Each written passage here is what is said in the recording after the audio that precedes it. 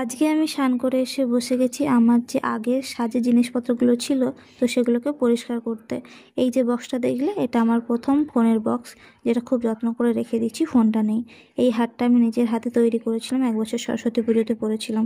অনেক কটা কানের বেরিয়েছে এর মধ্য থেকে, যেগুলো আমি এখন ইউজ করি না, বাট এক সময় খুব শখ করে কিনেছিলাম।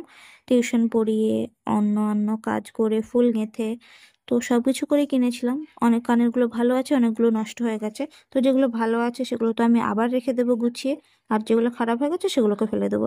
এটা হচ্ছে আমার একটা চশমার বক্স, যে চশমাটা আমার ভাই হারিয়ে ফেলেছে, কিন্তু বক্সটা আমি যত্ন করে গুছিয়ে রেখে দিয়েছি। এর মধ্যে থেকে অনেকগুলো জিনিস বেরোলো, যেগুলো প্রায় সবকটাই নষ্ট। তো সেগুলো তো সবই ফেলা যাবে। এই কাজলটা আমি মিশো থেকে কিনেছিলাম, এখনো ইউজ করি। মানে এই রকম, এটা নয়। তো এটা তো ফেলে দেবো। এই বক্সটার ভেতর থেকে বেরোলো এই যে আংটিগুলো, আরো কটা ভাঙা ভাঙা কানের বেরিয়েছে, আর বেরোলো একটা মাস্ক, কানের, এই সব কিছুই বেরোচ্ছিল।